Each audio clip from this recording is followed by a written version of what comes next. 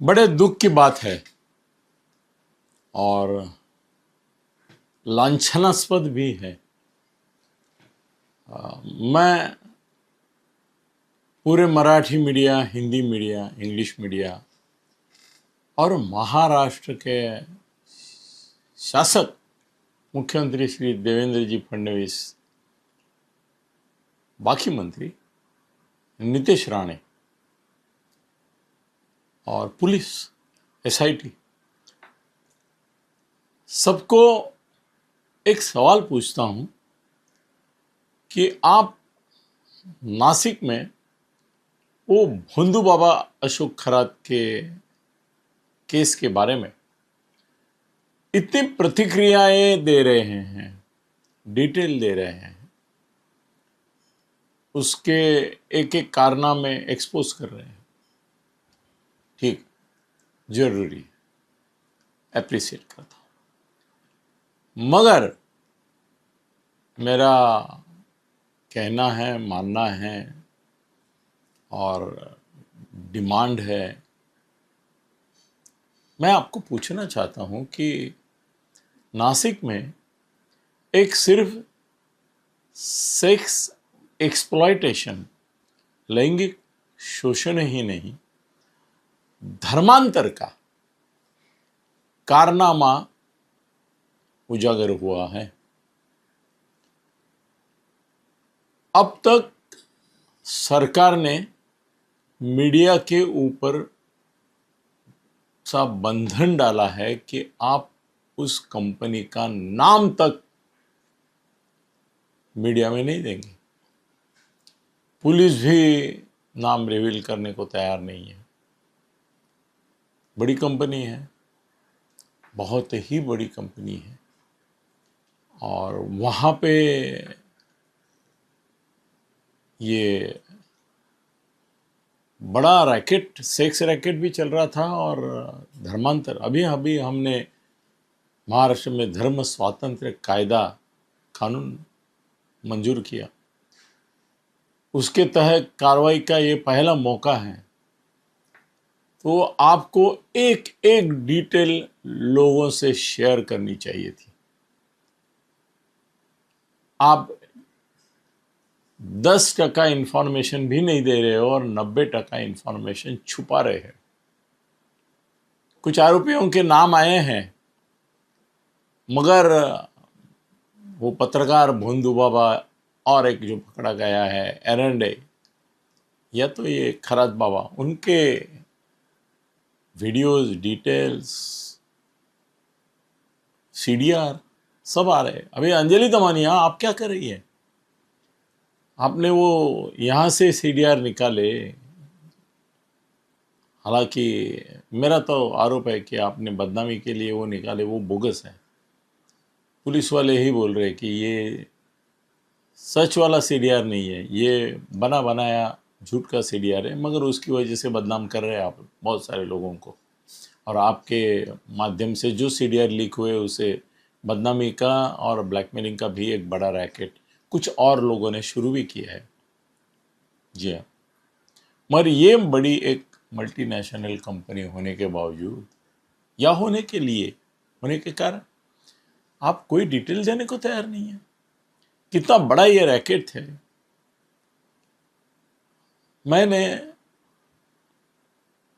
कुछ इंफॉर्मेशन उसके बारे में निकालने की कोशिश जब की और संबंधित लोगों से बात की, तो मुझे बताया गया कि अगर ये नासिक का सेक्स रैकेट कम धर्मांतर का ये जो सब मामला है, वो अगर डिटेल में मीडिया में, ये सरकार ने, पुलिस ने, कोर्ट में, जहाँ भी अगर उजागर किया गया तो महाराष्ट्र में शायद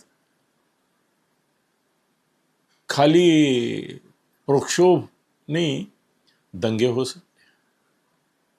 सरकार को ऐसा लगता है, इसलिए छुपाने के बाद देखो नीतीश राणे दुनिया भर की छोटी मोटी चीज़ों के बारे में, अलग अलग मुस्लिम नेताओं के बारे में क्या क्या स्टेटमेंट देता है। नीतीश, तुम मेरे मित्र हो, हिंदुत्व के बारे में तेरे पास जितनी भी किताबें हैं उनमें से 90% किताबें मैंने तुमको भेंट की हुई है, मुझे मालूम। तुमने ही बताया कि अनिल जी मेरे घर में जितनी भी किताबें हिंदुत्व के बारे में, मराठी हो, हिंदी हो, इंग्लिश हो, वो सब आपने दी हुई है। और मैंने भी जहाँ जहाँ जो जो किताब मुझे लगा कि हिंदुत्व के मुद्दे पर है, मैंने उसको वो भेंट की है समय समय पर।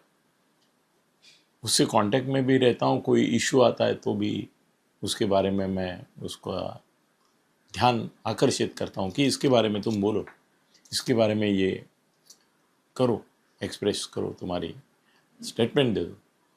तो नितेश, मैंने तुमको मैसेज भेजा है कि ये नासिक का जो धर्मांतर का विषय है और अभी पुलिस केस बना है, उसके डिटेल नहीं आ रहे बाहर, पुलिस नहीं दे रही है। हिंदू खरात बदमाश है, उसकी बदमाशी एक्सपोज करो। मैं ये नहीं बोलूँगा कि मुसलमानों के नहीं कर रहे हो तो हिंदुओं की भाई मत करो, नहीं नहीं, हिंदुओं की करो और मुसलमानों की भी करो, डरो मत। आप छुपा रहे, आप एक बड़ा सेक्स स्कैम, रैकेट, स्कैंडल छुपा रहे हो। जहाँ तक हो सके कोई इन्फॉर्मेशन नहीं दे रहे हो आप। ये आज अभी टीवी पे मैं सुन रहा कि कौन एरंडे है, उसको पुलिस ने 3rd डिग्री मेथड से ये किया। असल में पुलिस को ये बोलने की ज़रूरत नहीं, 3rd डिग्री मेथड देना है दे दो, उगलवाना है उगलवाओ। तुम क्यों बोल रहे हो कि हमने 3rd डिग्री मेथड दी? लीक करे हो ना। इसके खैरात के बारे में भी बोल रहे हो कि इसको इतना मारा है हमने, उसके गुप्तांग को शौक भी दी है, ऐसा भी बोला जाता है कि 1000 लड़कियों से किया ना, अभी शौक भी खा और उसे उगलवाया है। ठीक है, तो 3rd डिग्री का कोड देखने लगा, हमारा कोई कहना नहीं उसके ऊपर, मगर इन लोगों के बारे में तुम बातें छुपा रहे हो इनसे। और उसमें और एक धक्कादायक बात है कि कुछ पुलिस के अधिकारियों का भी निग्लिजेंस सामने आ रहा है, उनको भी बचा रहे हैं। मैं आज इस वीडियो के माध्यम से गृह मंत्री जो है उन देवेंद्र जी फडणवीस को रिक्वेस्ट करता हूँ कि वो हर एक चीज़ पब्लिक करें, हर एक चीज़ पब्लिक करें। जैसे आप एक एक डिटेल खरात की दे रहे हैं ना, वो एरंडे की भी दे रहे हैं अभी, और भी 1-2-3 बाबा, वो ऋषि बाबा कोई है उधर वसई विरार में पकड़ा गया, उसकी भी एक एक डिटेल फ़ोन कॉल से लेके दे रहे हैं। ये कंपनी बड़ी कंपनी होने के कारण क्या उनका दबाव है आपके ऊपर कि उनका नाम तक नहीं दिया आपने? कंपनी का नाम देने में क्या हर्ज था?